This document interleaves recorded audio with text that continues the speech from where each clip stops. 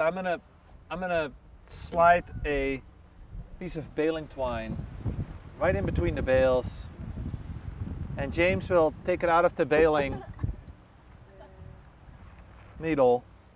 Oh, did I get it back already? Yeah. How did you do that? I'm that good, man. And so he has a loop on the outside, and he's gonna go and stick that stick through there. Yep. Done? Done. Okay. And then I'm gonna pull this tight, and that's it. I will do that at every level, between every bale. Did I poke your eye out, James? See? And there it comes back. You put a nice loop in it. Next time I want a message on there, James. Absolutely. So I put the hole through the loop, and then I'm actually gonna draw this loop inside the bale. Everybody see that? And this is where my years of Kung Fu comes in very handy. Ha!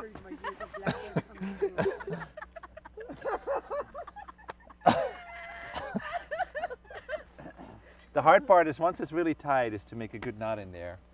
You're gonna turn this into basically one wall. It's gonna be very, very strong. We'll do maybe 3 here, 1, 2, 3. We'll do 2 over here. So it's 5, 6, 7, 8. The other thing will be we're gonna start stuffing the holes with loose straw here. You don't always have to do this in straw bale buildings. It depends a little bit on the quality of your bales. At some point there was somebody with an infrared camera that went around straw bale buildings, and you could see where the stuffing had not been done. So that's where you lose heat out of your building.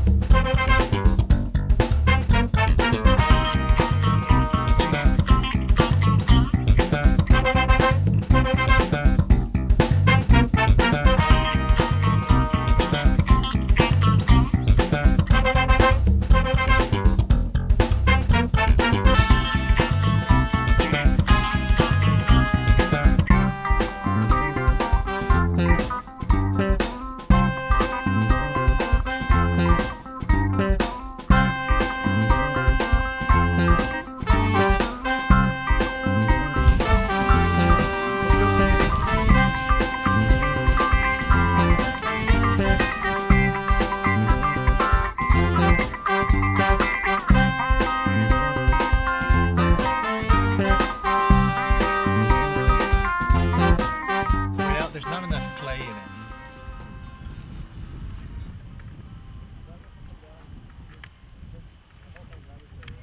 A lot of people are sort of intimidated by the word plastering, but really what we're doing is we smear mud on the wall. That's all it is. Half the houses in the world are still being plastered by mud, and 80% of all plastering is done by women.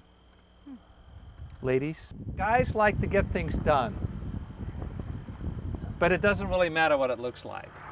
Okay, the women want things to look nicely. The mixture that comes out of the earth here has a lot of silt in it, a little bit of clay, no rocks, and no sand. The plastering materials that you use tend to be either clay, some kind of a fiber material like straw, and some kind of a gritty material like sand. Okay, we have 1 out of 3 in the ground here. Each of those materials have a different function. Clay sticks everything together. The sand keeps it from cracking, and it provides structure. If we were to do an all clay plaster, what would happen is as the clay contracts, it will crack. Of course, the more sand you put into it, the harder it's going to be to make it stick to the wall. So then we put fiber in it, like in our case straw, and the straw gives it some tensile strength. The other thing is texture. You can leave your plaster pretty rough like it is here, or you can smooth it out with a trowel. Sometimes we use the lids of yogurt containers, and we'll make the plasters really smooth. We have very loose straw, we have not much clay, we have no sand. How are we going to get this plaster to stick to the wall? Well, I have been experimenting a little bit this morning. And by the way, this is what you all will be doing at your building. You know, you first do a few tests to see what's going on. And I have found that we can take the dirt from here, mix it in a bucket with a little bit of water, and get sort of a, what shall we call this, chocolate pudding consistency, a little wetter than chocolate pudding. And we can smear this on the wall fairly easily. See that? It sticks. Once we have that on the wall, then we can actually take a mixture of straw and that same dirt and smear that on top of there. You can take your hands, or you can take, we have a bunch of trowels, we have lids of yogurt containers, so you can use a trowel to do this too. You just put a little, like a tennis ball amount on there, and you can just go like this if you want to look like a pro. It's a lot more fun to do with your hands. One of the beauties of earthen plaster is that it allows moisture in the walls to move in and out of the walls. Okay, concrete plasters don't do that. So people always think, I want to protect my building. I want to have something that lasts a long time. So I'm going to put a stucco cement plaster or a concrete plaster on there, which the plaster will last a long time. However, once moisture gets in the bales, they're still going to start to rot out because the moisture has difficulty getting out of the building. Mud roof, mud pudding.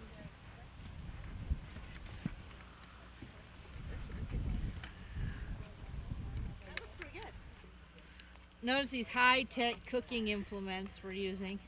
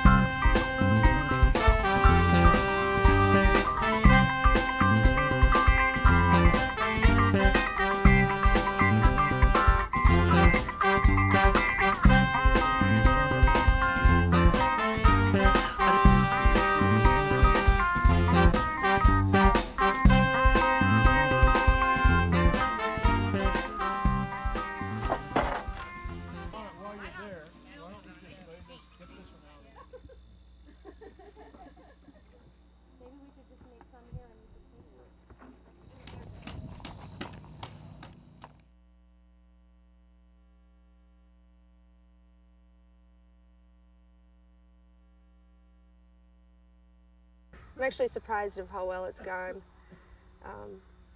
and that there was, participation, and we got a house up, because there was a lot of things that could have happened that could have stopped anything from happening. So I'm really happy, and I feel like I started, for being the first time, I think I gained the trust of the people here, and I'll be willing to come back again.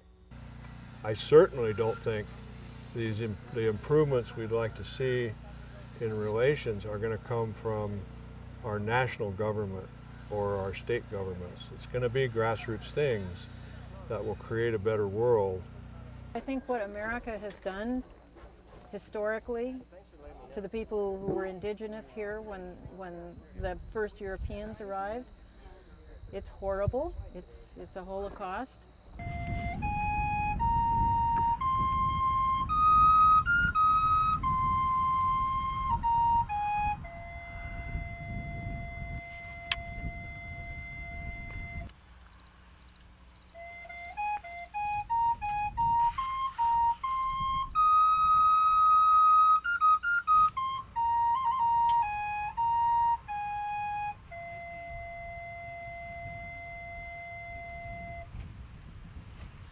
here's Conrad's 3 things you can do to save the world.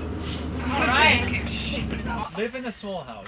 Okay, I don't care whether it's made out of sheet metal or cob or straw bale, but the size of our houses is obscene in our country, and they're very, very costly in terms of mining materials, keeping them hot and cold.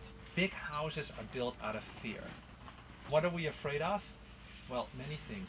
One is the resale value, right? If I build a small house, I'm not going to be able to sell it. We have fear of our kids, right? If I have 3 kids, how many bedrooms do I need in my house?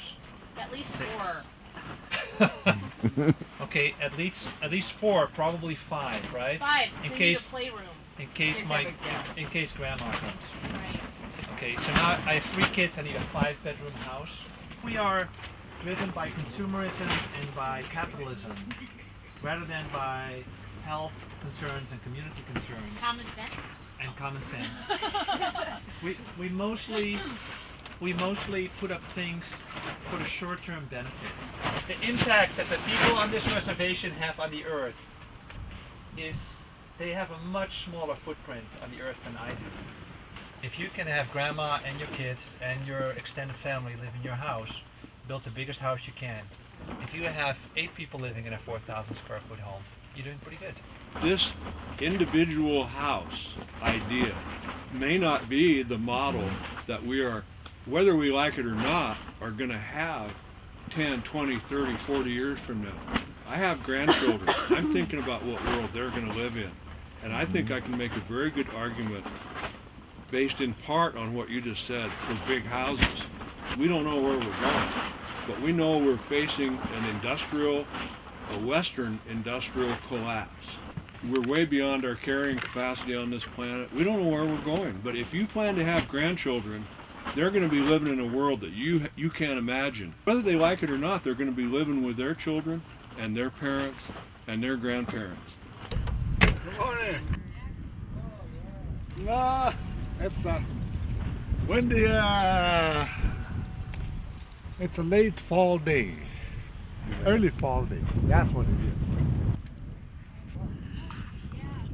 Yeah, and they decided not to do gonna help with the land condemnation. We're trying to get land back there.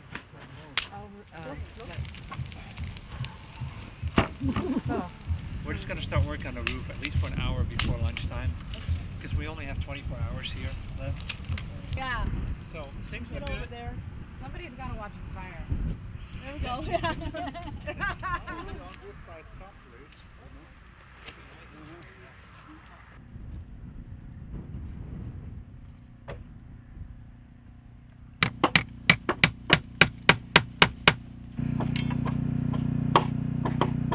Yeah. Was it bad weather?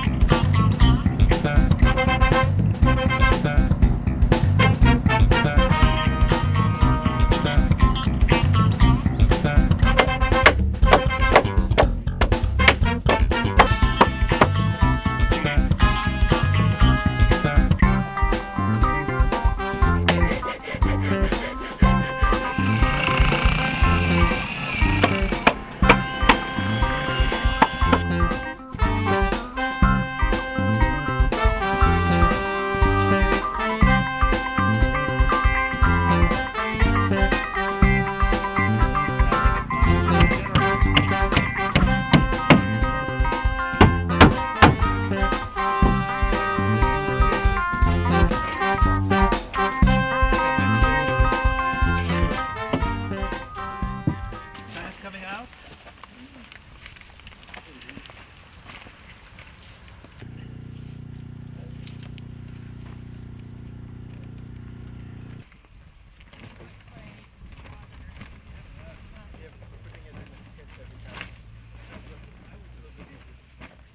Now it's beginning to be like a burrito. That means it's getting.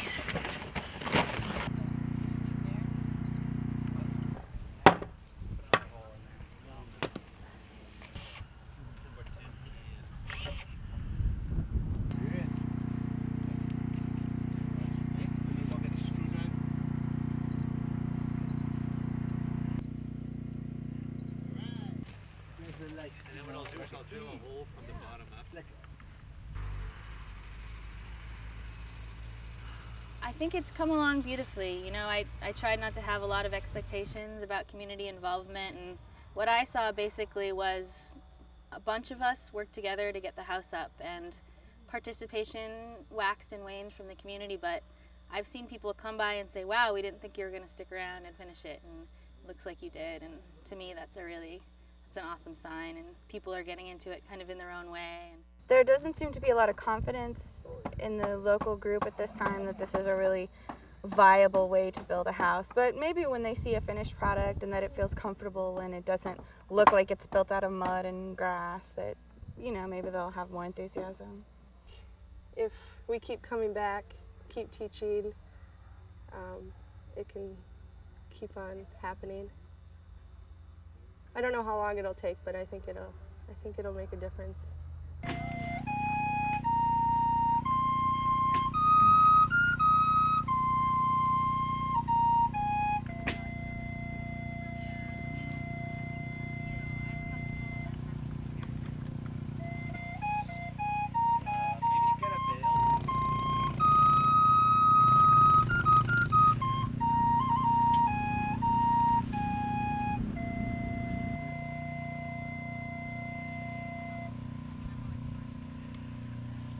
Good morning. How is it inside? We had a wood burning stove going on last night. Checked out that she really wants to hear a little.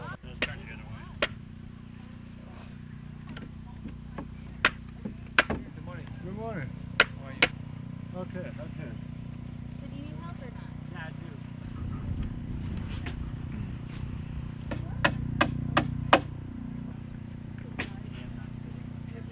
This is the first time I ever seen something like this go up fast, you know, very fast.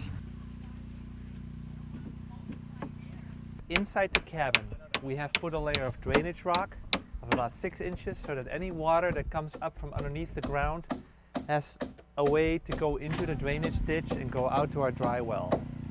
On top of that, we've put a few crappy tarps, and on top of that, we put a mixture of gravel, sand, clay, and water. It still looks like a dirt floor to people right now. So what we're going to do is we're going to change it into an earthen floor. Earthen floor mimics the earth a little better in the sense that it's not as flat and hard as concrete or hardwood floors. The success of earthen floors depends on 3 things. One is that the subfloor has good drainage and is stamped very hard. In other words, the subfloor is not going to move anymore. Secondly, it's the right mixture and application of it. And thirdly, is make sure you don't abuse it. So we have our stamped floor. What are we going to put on there? We're going to put on there a mixture of sand, clay, and straw. Remember, we're only going to put 3/4 inch on the floor. To make an earthen floor, we mix about 3 parts of clay to 7 parts of sand. And I mix this together to a consistency of chocolate pudding. So again, I'm going to do about 3 hands of sand and 1 hand of clay. This is actually a little wetter than brownie mix still, but we're going to add a little straw to it. The straw is a tricky part because we want to have the straw particles very fine. The function of the straw is threefold. It keeps the floor nice and warm. It adds a little softness to the floor. And it adds an aesthetic value to it. You get a little bit of a speckle in your floor. Actually, the 4th function is it adds a little strength to it. What is really important is the proportion of sand to clay. Okay, we don't want to put too much clay in this mixture. What's going to happen if we put too much clay in it? The floor will crack. The application is quite simple. You take handfuls and then you take an instrument, it's called a pool trowel. That's characterized by its rounded edges and they're flexible. Between 1/2 inch and 1 inch is all you want to apply. If you put enough sand in it, you're not going to get any cracking. These floors take a long time to dry. You can't get in the house for about a week. After a week, when this is dry, you take an old sheet and a gallon of linseed oil, and you rub linseed oil on this floor. It is the linseed oil that adds the strength to the floor. In other words, the oil stabilizes the floor. If you were to leave the floor like this after it's dry, you can take your finger and rub it and the dust will just come off. When the floor is new, you do that about 5 times. Okay, so it takes about 2 days for the linseed oil to dry, and so every other day you come back and give it another coat of linseed oil. Each time you put a new coat on it, you can dilute it a little bit with turpentine or citrus solvent. It's going to be easier for the consecutive coats to penetrate deeper into the floor. The first coat I do 100% linseed oil. The next coat I do like 80% linseed, 20% turpentine. Then I kind of go on until I'm sort of at a 50-50 mix. The linseed oil needs a little time to harden. At that point, your floor is good for years to come. The same basic rule applies to the plaster as does to earthen floors. In other words, try to get a high sand content, because if you have a high clay content, your plaster will crack. There's one big difference, however. Gravity works against us. If we put too much sand in it, the plaster will come off. So in many ways, your earthen plaster mix is a balancing act between putting enough sand into it so the plaster won't crack, yet enough clay into it so that it will stick to the wall. Finished plasters tend to be pretty thin, like a 1/4 inch or less. Notice I take a small amount, about a little bigger than a ping pong ball, and put it in the palm of my hand, and I apply it. You should wait until your walls are really dry. However, once your walls are dry, it's not a bad idea to moisten the very outside a little bit, because it will activate the clay particles and makes it stick a little better. There's as many plastering methods as there are people. And some people mix their plaster a little moister or a little drier. Some people use yogurt containers, other people use trowels. Just put a little, like a ping pong ball size, on your container, and you can spread it out that way. You can take that same pool trowel and put it on your trowel and use that to smear it on. To use a large flat surface like this on a wall that is uneven as this is a little hard. You could add pigment to the plaster to get different colors, especially if you start with white clay and white sand. You can make just about any color you want. Clay comes in all forms, anywhere from yellow, green, blue, purple, brown, black, red, and orange. Those are all typical clay colors. One of the things that we add to the plaster, especially for interior plasters, is a product called wheat paste. And it's basically white flour and water mixed together. And white flour has a lot of gluten in it, and it forms a glue within the plaster, and it greatly reduces dusting too. And you do that in a proportion of about anywhere between 10 and 30%. The other thing you can do with wheat paste is just make it, and once your plaster is done, you paint it on top. And that is a really nice way to make your plaster completely dust-free. We are not here to teach magic formulas. We are here to help you understand the materials